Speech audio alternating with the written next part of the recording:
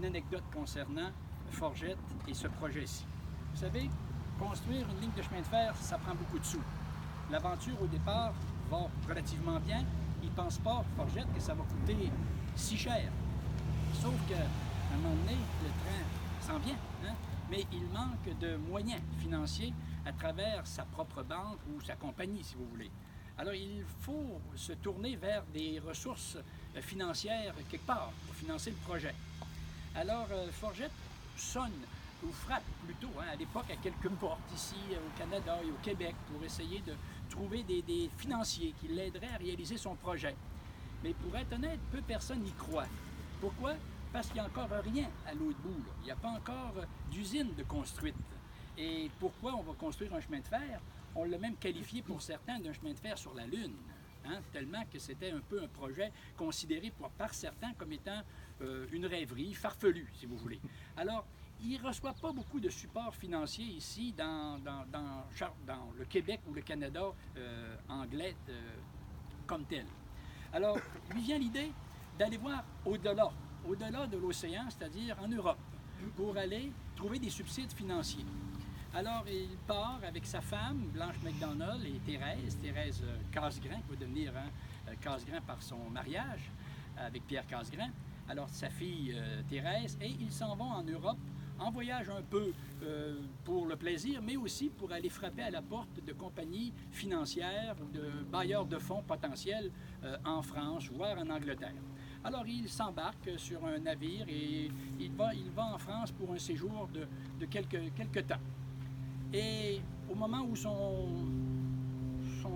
voyage est assez avancé, il n'a pas trouvé les subsides non plus. Comment voulez-vous que des Européens, des Français croient à un projet qu'ils n'ont jamais vu, on a beau leur raconter des choses, mais c'est quoi ça? Hein? C'est comme si nous, on allait vendre une idée, je ne sais pas, quelconque à un Français. Il va dire, bon, c'est quoi ton projet comme tel? Hein?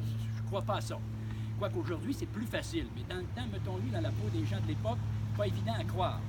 Alors, au moment où il est comme un peu déçu, il n'a pas trouvé les subsides qu'il voulait, on est le 2 avril, il achète son billet de retour sur un navire pour revenir vers le Canada. On est le 2 avril de 1912. Et voilà qu'il prévoit donc partir vers le Canada.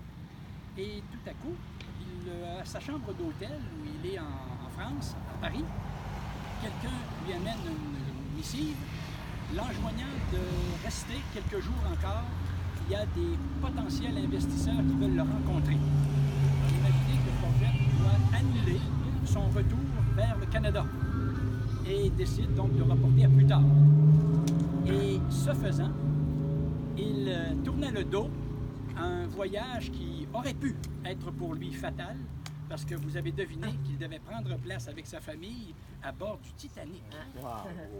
En effet, le Titanic est parti le 10 avril de Southampton, une petite escale à Cherbourg pour prendre les passagers français, une autre petite escale en Irlande par la suite, et ensuite vers le Canada pour le voyage fatal de la nuit du 14 au 15 avril 1912, où le navire a coulé au large de Terre-Neuve par 4000 mètres de profond et fait quoi? 1500, 1600 morts.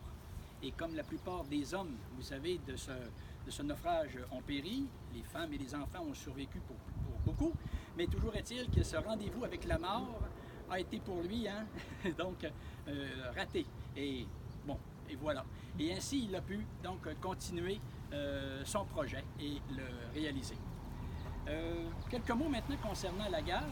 La gare de Baie-Saint-Paul, j'ai jamais pu trouver la date exactement de sa construction. Mais je présume, par rapport aux bâtiments qui entourent ici, tant de l'autre côté que derrière moi, chez ma cousine Denise et les environs, la gare aurait été construite entre août et novembre 1918. Okay? Et elle a été, donc, elle a perdu son chef de gare en 1984 environ. Et la déconstruction s'est faite le 22 octobre 2013, donc il y a quelques années.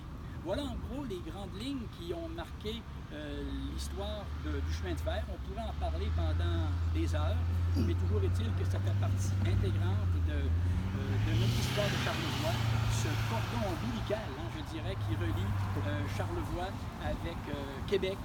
Longtemps, ce fut que le seul lien terrestre, sinon c'était des goélettes qui permettaient de rejoindre Québec. Les routes étaient plus ou moins carrossables entre Charlevoix et Québec. Alors le chemin de fer, c'est vraiment la trace la plus importante là, au niveau des communications dans Charlevoix. Alors voilà en gros, Francis, je devais être court, ça a été relativement court. Relativement intéressant.